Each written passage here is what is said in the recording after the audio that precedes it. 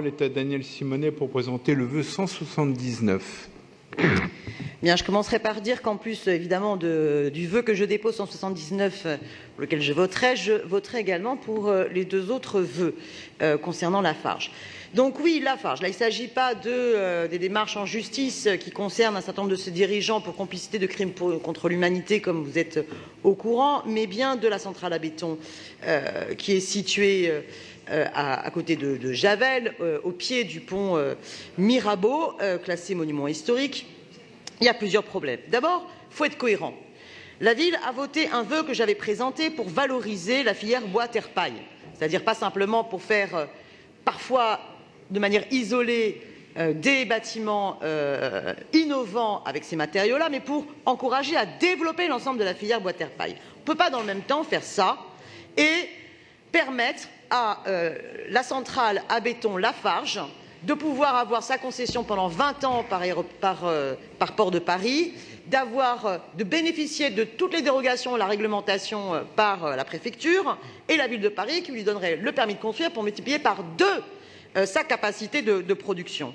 On a l'atelier parisien d'urbanisme qui avait rendu un rapport en 2014, donc quand même ça date pas d'hier, très clair, qui encourageait le recours alternatif aux centrales de chantier contre les centrales de production de béton prêt à l'emploi, parce que ça provoque un trafic de camions toupies polluants. Là, on va avoir 180 camions toupies par jour qui vont rouler au diesel, pesant chacun 26 tonnes.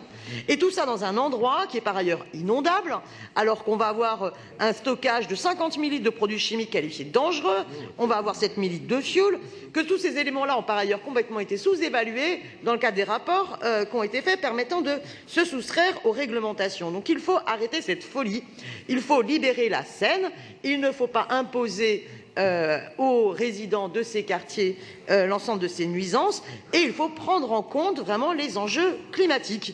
Donc voilà ce que je propose, que le permis de construire délivré au groupe Lafarge par décision de la ville de Paris soit annulé, le projet abandonné et qu'il y ait aussi une enquête diligentée pour comprendre comment les décisions ont conduit à la fois la sous-direction de la protection sanitaire et de l'environnement au sein de la direction des transports et de la protection publique de la préfecture à émettre les avis favorables et comment Aropa Port de Paris a pu autoriser le groupe Lafarge à déposer son permis de construire en contravention avec la convention d'occupation du domaine public. Merci Danielle Simonet. Alors avant de donner la parole à Jean-Louis Missica, je vais donner la parole à la représentante du préfet de police qui souhaitait intervenir plus particulièrement sur le vœu 179 que vient de nous présenter Danielle Simonet. Merci Monsieur le maire. Oui, effectivement, je souhaitais rebondir sur ce vœu et notamment sa formulation, puisque la préfecture de police est citée comme étant, et notamment un de ses services, comme ayant délivré une autorisation en violation, je cite, de la réglementation en vigueur. Donc je souhaitais apporter quelques précisions factuelles sur cette réglementation. Cet établissement relève de la réglementation des installations classées pour la protection de l'environnement, connue sous le bel acronyme d'ICPE. Lafarge a déposé le 21 février 2017 un dossier de réaménagement et de modernisation de ces installations. La seule compétence de la préfecture de police en la matière est de s'assurer du respect de la réglementation ICPE et évidemment, elle ne se prononce pas sur l'opportunité du projet. Je ne le ferai donc pas.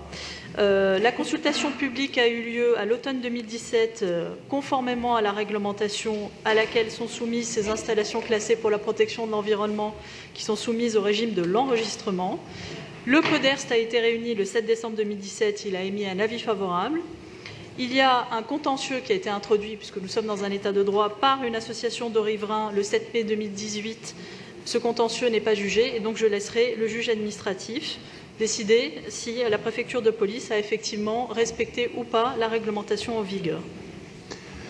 Merci Madame la représentante du préfet de police. La parole est à Jean-Louis Missica pour répondre à ces 3 vœux. Merci beaucoup, Monsieur le maire. Je voudrais remercier les différents intervenants et intervenantes de soulever ce sujet qui est un sujet extrêmement important.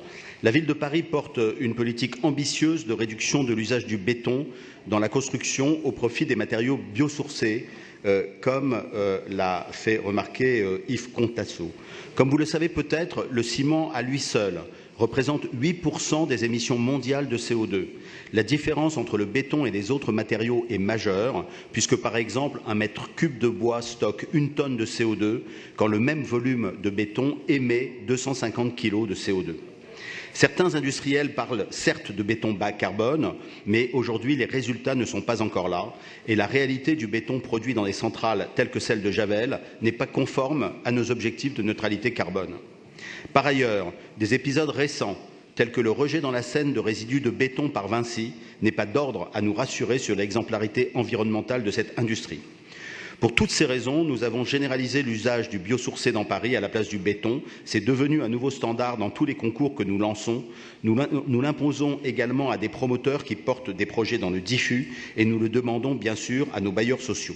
Nous sommes convaincus que le béton doit devenir le dernier recours plutôt que le réflexe. Pour toutes ces raisons, la production de béton devra nettement diminuer dans les années à venir. Je voudrais m'adresser respectueusement au Président de la République et au Premier ministre. On ne peut pas clamer « Make our planet great again », organiser le One Planet Summit et ne rien faire concrètement là où c'est le plus simple auprès des agences de l'État. Édouard Philippe, lors de son discours de politique générale, a dit toute l'attention qu'il portait désormais à l'enjeu écologique. La première initiative concrète qu'il pourrait prendre serait de donner aux agences de l'État des instructions claires pour que la dimension environnementale soit prise en compte dans les choix des projets. Ce projet Lafarge est révélateur du fait qu'aujourd'hui, des agences comme Ports de Paris continuent à mener des projets qui ne s'inscrivent pas dans l'objectif de neutralité carbone annoncé par le gouvernement français à l'échéance 2050. À cet aspect écologique global, j'ajoute un sujet local. Il ressort des interpellations des riverains et des différents vœux que le projet de Lafarge n'a pas apporté les garanties suffisantes en termes de paysage, de lutte contre les nuisances et les risques et d'insertion dans les berges de Seine. La ville de Paris a été saisie techniquement sur ce projet afin de délivrer un permis de construire.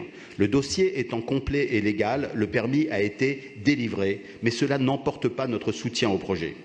C'est là encore révélateur d'une carence dans l'organisation des agences de l'État qui sont territorialisées. D'un côté, le président de la République affirme dans le grand débat que les collectivités locales doivent jouer un rôle plus important et de l'autre, on laisse la ville de Paris complètement à l'écart de décisions essentielles concernant son fleuve, ses berges et ce qu'on y installe. Cette mise à l'écart de la ville de Paris par rapport aux décisions stratégiques de Ports de Paris est intolérable et nous ne l'accepterons plus. D'autant plus lorsque cela atteint la qualité de vie des riverains et que cela s'oppose aux objectifs environnementaux fixés démocratiquement par le Conseil de Paris. Pour ces raisons, j'émets un avis favorable aux vœux 177 et 178 déposés par le groupe Génération et le groupe Les Républicains et Indépendants. En revanche, comme d'habitude, j'émets un avis défavorable concernant le vœu 179 déposé par Danielle Simonet parce que, comme d'habitude, elle nous demande de faire quelque chose qui est illégal, c'est-à-dire refuser un permis de construire alors qu'il est conforme au droit de l'urbanisme. Au total, il faut que Ports de Paris et Lafarge acceptent de s'engager dans une concertation avec la ville, la mairie du 15e arrondissement et toutes les parties prenantes afin qu'un nouveau projet soit validé démocratiquement. Je vous remercie. Merci Jean-Louis Missica. Vous maintenez votre vœu numéro 179. Donc 3 vœux seront soumis aux voix. 177, 118 avec avis favorable de l'exécutif, 179 avec un avis défavorable de l'exécutif. Je donne la parole à Jérôme Glaise pour une explication de vote.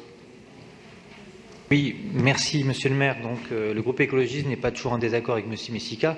En l'occurrence, là, nous sommes totalement d'accord parce qu'on oublie souvent que Lafargue fait partie des 5 principaux pollueurs. Il n'y a pas que Total. Lafargue est dans le top 5 et souvent donc on oublie l'émission non pas générée par le transport routier qui est aussi émetteur d'effet de serre, mais surtout le béton lui-même est un émetteur d'effet de serre. Je ne reprendrai pas les chiffres qu'a cités Monsieur Missica qui sont très problématiques et notamment donc ce qui peut être usé comme argument pour rester en justice contre, c'est le respect du plan climat, puisque avec un tel agrandissement de la structure, donc nous ne respecterons pas du tout le plan climat de neutralité carbone pour 2050. Merci de votre attention. Nous votons tous les vœux. Merci Jérôme Glaise. Pas d'autres demandes d'explication de vote, donc je mets aux voix le vœu 177 avec un avis favorable de l'exécutif qui est pour, qui est contre, qui s'abstient, il est adopté. Vœu 178, même vote, j'imagine, même vote. Vœu 179 avec un avis défavorable de l'exécutif qui est pour, qui est contre, qui s'abstient, il n'est pas adopté.